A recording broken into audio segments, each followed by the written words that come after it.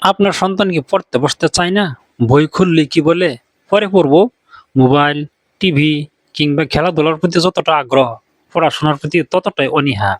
তাহলে একটা কথা মনে রাখুন, আপনার সন্তান অলস বা মেধাহীন এমনটা ধরে নেওয়ার আগে আপনাকে বুঝতে হবে সে পড়াশোনাকে কিভাবে দেখছে। অনেক বাবা-মা সন্তানকে পড়াতে গিয়ে বারবার বলেন, "পড়তে বসো, এতক্ষণ ধরে কি করছো? পরীক্ষায় নম্বর না পেলে বুঝবে।" কিন্তু দিনের পর দিন বকাঝকা করেও যদি পড়াশোনার প্রতি আগ্রহ তৈরি না হয়, তাহলে বুঝতে হবে সমস্যাটা শুধু সন্তানের মধ্যে নয়, পড়াশোনার পরিবেশ ও পদ্ধতির মধ্যেও থাকতে পারে। আজকের ভিডিওতে জানবো এমন কয়েকটি কার্যকর কৌশল যেগুলো ব্যবহার করে আপনি সন্তানকে জোর করে নয় বরং নিজের ভেতর থেকেই পড়াশোনা করার আগ্রহ তৈরি করতে সাহায্য করতে পারবেন। ১. পড়াশোনাকে শাস্তি বানাবেন না। সবচেয়ে প্রথম এবং গুরুত্বপূর্ণ বিষয় হলো পড়াশোনাকে কখনো শাস্তি হিসাবে ব্যবহার করবেন না। অনেক বাবা-মা বলেন, দুষ্টুমি করলে আজ ২ ঘন্টা বেশি পড়তে হবে। মোবাইল ধরেছো, এখন বসে পড়ো। এতে শিশুর মস্তিষ্কে ধীরে ধীরে একটি ধারণা তৈরি হতে পারে পড়াশোনা মানে শাস্তি। আর যে কাজকে শিশু শাস্তি হিসেবে দেখে সেই কাজের প্রতি স্বাভাবিক আগ্রহ তৈরি করা কঠিন। তাই পড়াশোনাকে শাস্তি না বানিয়ে জীবনের স্বাভাবিক অংশ হিসেবে তৈরি করুন। যেমন গণিত শেখানোর সময় বাজারের হিসাব করতে দিন, বিজ্ঞান শেখানোর সময় রান্নাঘরের সহজ উদাহরণ দিন, বাংলা পড়ার সময় গল্পের বই পড়তে দিন। অর্থাৎ বইয়ের জ্ঞানকে বাস্তব জীবনের সঙ্গে যুক্ত করুন।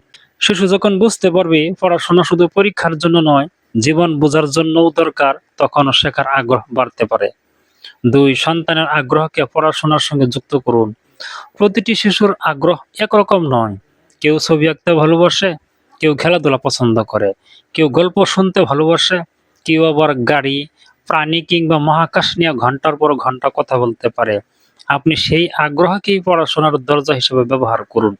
ধরুন আপনার সন্তান ক্রিকেট ভালোবাসে, তাহলে গণিত শেখানোর সময় ক্রিকেটের রান, গড় বা স্কোর ব্যবহার করতে পারেন। প্রাণী পছন্দ করলে বিজ্ঞান শেখানোর সময় প্রাণীদের নিয়ে উদাহরণ দিন। গল্প পছন্দ করলে ইতিহাস বা ভাষা শেখানোর সময় গল্পের মতো করে বিষয়টি বোঝান। এতে শিশু বুঝতে শুরু করবে পড়াশোনা মানেই বিরক্তিকর বই নয়, শেখার মধ্যে আনন্দও আছে। ৩. ছোট লক্ষ্য দিন, বিশাল চাপ নয়। অনেক বাবা-মা বলেন, আজ পুরো অধ্যায় শেষ করবে। শিশুর কাছে পুরো অধ্যায় একটি বিশাল কাজ মনে হতে পারে, ফলে সে শুরুই করতে চাইবে না। এর বদলে বলুন, চলো আগে শুধু ১০ মিনিট পড়ি, অথবা আজ শুধু ৫টি অঙ্ক করব। কাজটি ছোট মনে হলে শিশুর শুরু করার বাধা কমে যায়। একবার শুরু করলে অনেক সময় সে নিজে থেকে আরও করতে আগ্রহী হতে পারে। এখানে লক্ষ্য হলো শিশুকে পড়াশোনার পাহাড় দেখানো নয়, প্রথম ধাপটি সহজ করে দেওয়া। ৪. পড়ার একটি নির্দিষ্ট রুটিন তৈরি করুন। প্রতিদিন কখন পড়বে, কখন খেলবে, কখন খাবে এবং কখন ঘুমাবে, এসবের একটি মোটামুটি নিয়ম থাকা শিশুর জন্য উপকারী। তবে রুটিন যেন অত্যন্ত কঠিন না হয়। যেমন বিকেলে স্কুল থেকে ফিরে কিছুক্ষণ বিশ্রাম, তারপর নাস্তা, এরপর নির্দিষ্ট সময়ে পড়াশোনা, তারপর খেলাধুলা বা বিনোদন, রাতে আবার অল্প সময় পড়া ও পরের দিনের প্রস্তুতি। শিশুর বয়স ও প্রয়োজন অনুযায়ী রুটিন পরিবর্তন করুন। সবচেয়ে গুরুত্বপূর্ণ বিষয়, রুটিন তৈরি করলেই হবে না, বাবা মাকেও সেটি ধারাবাহিকভাবে অনুসরণ করতে সাহায্য করতে হবে। ৫. পড়ার সময় মোবাইলকে দূরে রাখুন। এটি অত্যন্ত গুরুত্বপূর্ণ। আপনি যদি সন্তানকে বলেন মোবাইলে রেখে পড়তে বসো, আর নিজে তার সামনে ঘন্টার পর ঘন্টা মোবাইল ব্যবহার করেন, তাহলে সে বিভ্রান্ত হবে।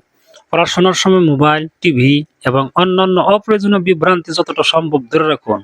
বিশেষ করে পড়ার টেবিলকে এমন একটি জায়গা বানান যেখানে শিশুর মনোযোগ ধরে রাখা সহজ হয়। তবে মোবাইলকে সম্পূর্ণ শত্রু বানানোরও দরকার নেই। শিক্ষামূলক ভিডিও, অনলাইন অভিধান বা শেখার অ্যাপ প্রয়োজন অনুযায়ী ব্যবহার করা যেতে পারে। মূল কথা হলো মোবাইল যেন শিশুকে নিয়ন্ত্রণ না করে, শিশুই যেন মোবাইলের ব্যবহার নিয়ন্ত্রণ করতে শেখে। ৬ নম্বর হচ্ছে চেষ্টা ও উন্নতির প্রশংসা করুন। ধরুন আপনার সন্তান পরীক্ষায় ১০০-র মধ্যে ৬৫ পেল। আপনি যদি বলেন মাত্র ৬৫, তোমার বন্ধুর তো ৮৫, তাহলে সন্তান নিজের উন্নতির বদলে অন্যের সঙ্গে তুলনা করতে শিখবে। বরং বলুন, গতবার তুমি ৫৫ পেয়েছিলে, এবার ৬৫ পেয়েছ, তুমি উন্নতি করেছ। এবার আমরা দেখব কিভাবে আরো ভালো করা যায়। এভাবে শিশুকে শেখান ভুল মানে ব্যর্থতা নয়, ভুল মানে শেখার সুযোগ। প্রশংসা শুধু ফলাফলের জন্য নয়, তার চেষ্টা, নিয়মিত পড়া, মনোযোগ এবং উন্নতির জন্য করুন। 7. প্রতিদিন কিছুটা সময় শুধু সন্তানের সঙ্গে কথা বলুন। এটি পড়াশোনার সঙ্গে সরাসরি সম্পর্কিত মনে না হলেও অত্যন্ত গুরুত্বপূর্ণ। প্রতিদিন অন্তত কিছু সময় সন্তানের সঙ্গে শুধু কথা বলুন। জিজ্ঞেস করুন, আজ স্কুলে কি ভালো লেগেছে, কোন বিষয়টা কঠিন লেগেছে, কোনো কিছু নিয়ে চিন্তা হচ্ছে। তার উত্তর দেওয়ার সময় সঙ্গে সঙ্গে বিচার করবেন না, কারণ অনেক সময় শিশু পড়ার সময় আগ্রহ হারায় কারণ বিষয়টি তার কাছে কঠিন, সে কোনো ধারণা বুঝতে পারছে না, শিক্ষক বা সহপাঠীর কোনো ঘটনা তাকে কষ্ট দিয়েছে, অথবা সে ব্যর্থ হওয়ার ভয় পাচ্ছে। সমস্যার কারণ না জেনে শুধু পড়তে বললে সমাধান হবে না। 8. সন্তানকে পড়ার লক্ষ্য নিজে ঠিক করতে সাহায্য করুন। অনেক বাবা মা সন্তানের হয়ে সব লক্ষ্য ঠিক করে দেন। প্রতিদিন 3 ঘন্টা পড়বে, পরীক্ষায় 90% নম্বর পেতেই হবে, প্রথম হতে হবে। কিন্তু শিশুর কাছে এই লক্ষ্যগুলো অনেক সময় চাপের মতো মনে হতে পারে। এর পরিবর্তে তাকে ছোট লক্ষ্য ঠিক করতে সাহায্য করুন। যেমন বলুন, আজ তুমি কোন বিষয়টা শেষ করতে চাও, কতগুলো অঙ্ক করতে পারবে বলে মনে হয়, আজকের পড়া শেষ হলে তুমি কি করতে চাও। এতে শিশু নিজের কাজের প্রতি দায়িত্ব নিতে শেখে। লক্ষ্য খুব বড় করবেন না, আজ 5টি অঙ্ক, আগামীকাল একটি ছোট অধ্যায়, তারপর ধীরে ধীরে লক্ষ্য বাড়ান, কারণ ছোট সাফল্য শিশুর আত্মবিশ্বাস বাড়াতে সাহায্য করে। 9. পড়াশোনাকে খেলায় পরিণত করুন। শিশুরা খেলতে ভালোবাসে, তাহলে শেখাকে কেন খেলায় পরিণত করবেন না। বানান শেখানোর সময় শব্দের খেলা খেলতে পারেন, গণিত শেখানোর সময় পয়েন্ট দিতে পারেন, ইতিহাস শেখানোর সময় প্রশ্ন উত্তরের কুইজ খেলতে পারেন, বিজ্ঞানের বিষয়গুলো বাস্তব জীবনের ছোট পরীক্ষার মাধ্যমে বোঝাতে পারেন। ধরুন, সন্তানকে 5টি প্রশ্ন পড়তে হবে, বলুন, চলো দেখি 5 মিনিটে তুমি কয়টি প্রশ্নের উত্তর দিতে পারো। তারপর আবার তাকে নিজের আগের রেকর্ড ভাঙার সুযোগ দিন। এখানে লক্ষ্য হবে প্রতিযোগিতা নয়, নিজের উন্নতি। শিশু যখন শেখার মধ্যে আনন্দ খুঁজে পাবে, তখন পড়াশোনাকে শাস্তি মনে হবে না। 10. ভুল করলে কখনো অপমান করবেন না। এটি অত্যন্ত গুরুত্বপূর্ণ। সন্তান কোনো অঙ্ক ভুল করলে বলবেন না, এত সহজ অঙ্কও পারো না। কোনো বানান ভুল করলে বলবেন না, তুমি তো কিছুই শিখতে পারছো না। এই কথাগুলো হয়তো আপনার কাছে মুহূর্তের রাগের কথা, কিন্তু শিশুর মনে এগুলো দীর্ঘদিন থেকে যেতে পারে। এর বদলে বলুন, এই অঙ্কটা কঠিন লাগছে, চলো একসঙ্গে দেখি কোথায় ভুল হয়েছে। এতে সন্তান বুঝবে ভুল করা অপরাধ নয়, ভুল থেকে শেখা যায়। একজন শিশু যখন ভুল করতেও ভয় পায় না, তখন সে প্রশ্ন করতেও ভয় পায় না। আর প্রশ্ন করার অভ্যাসই শেখার অন্যতম গুরুত্বপূর্ণ অংশ। 11. অন্য শিশুর সঙ্গে তুলনা করবেন না। এটি অনেক বাবা মায়ের অজান্তে করা একটি বড় ভুল। দেখো, রাহুল কত ভালো পড়ে, তোমার বোন তো তোমার চেয়ে অনেক ভালো, ও যদি পারে তুমি পারবে না কেন। আপনি হয়তো সন্তানকে উৎসাহ দেওয়ার জন্য বলছেন, কিন্তু শিশুর মনে তৈরি হতে পারে আমি অন্যদের চেয়ে খারাপ। এর পরিবর্তে তার নিজের আগের অবস্থার সঙ্গে তুলনা করুন। গত মাসে তুমি 5টা অঙ্ক করতে, এখন 8টা পারছো। আগে তুমি 10 মিনিট পড়তে, এখন 20 মিনিট মনোযোগ দিতে পারছো। এটাই প্রকৃত উন্নতি। 12. সন্তানের পড়ার সময়কে সম্মান করুন। শিশু পড়তে বসেছে, ঠিক তখনই আপনি বললেন, এই কাজটা করে দাও, 1 গ্লাস পানি নিয়ে এসো, এই ফোনটা ধরো। এভাবে বারবার বাধা দিলে তার মনোযোগ ভেঙে যেতে পারে। তাই বাড়িতে একটি নির্দিষ্ট পড়াশোনার সময় তৈরি করুন। সেই সময় পরিবারের অন্য সদস্যরাও যতটা সম্ভব শান্ত পরিবেশ বজায় রাখুন। আর যদি সম্ভব হয়, বাবা মাও সেই সময় নিজের কোনো বই পড়তে পারেন।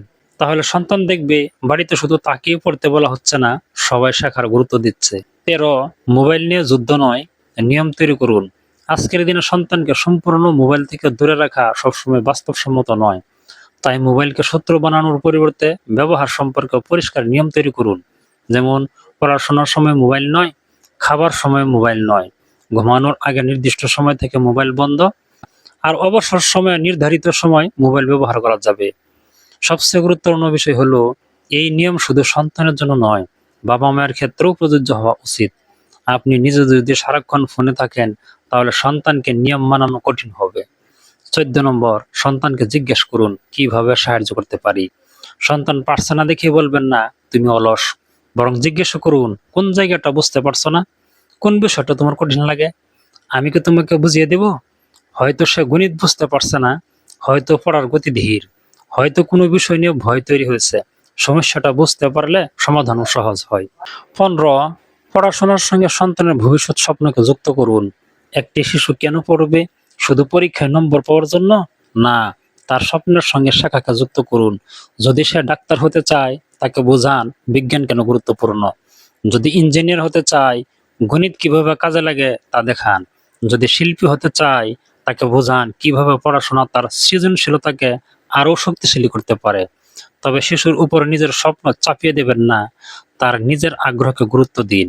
16. প্রতিদিন সন্তানের সঙ্গে একটি পড়াশোনা নিয়ে নয় এমন কথোপকথন করুন। এটি শুনতে অদ্ভুত লাগতে পারে, কিন্তু সবসময় যদি সন্তানকে জিজ্ঞেস করেন, পড়া হয়েছে, হোমওয়ার্ক করেছো, কত নম্বর পেয়েছো, তাহলে সে মনে করতে পারে বাবা মায়ের কাছে তার মূল্য শুধু পড়াশোনা ও নম্বরের উপর নির্ভর করছে। তাই মাঝে মাঝে জিজ্ঞেস করুন, আজ তোমার সবচেয়ে ভালো কি লেগেছে, কোন বন্ধুর সঙ্গে খেলছো, আজ এমন কি হয়েছে যাতে তুমি হাসতে পেরেছ। এই কথোপকথন আপনাদের সম্পর্ককে শক্তিশালী করবে, আর সম্পর্ক ভালো হলে শেখানোর কাজও অনেক সহজ হয়। 17.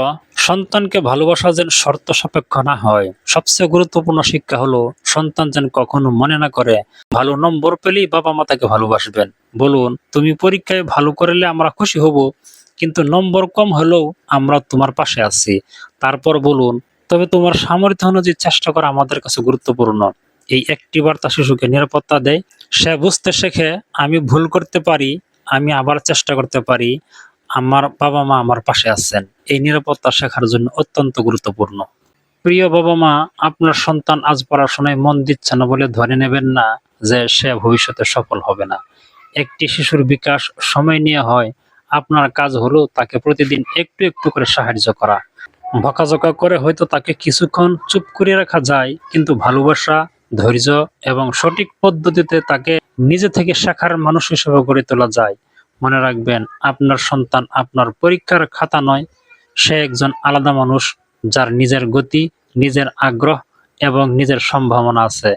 আপনি তার পথ ঠিক করে দেবেন না, বরং তাকে পথ চিনতে সাহায্য করবেন। আজকের ভিডিও থেকে আপনি যদি একটি কথাও কাজে লাগাতে পারেন তাহলে কমেন্টে লিখুন, বকাঝকা নয়, আমি সন্তানকে বুঝে শেখাবো। ভিডিওটি যদি আপনার ভালো লেগে থাকে তাহলে অবশ্যই একটি লাইক দিবেন এবং আরও ভিডিও পেতে চ্যানেলটি সাবস্ক্রাইব করে পাশে থাকবেন। ধন্যবাদ।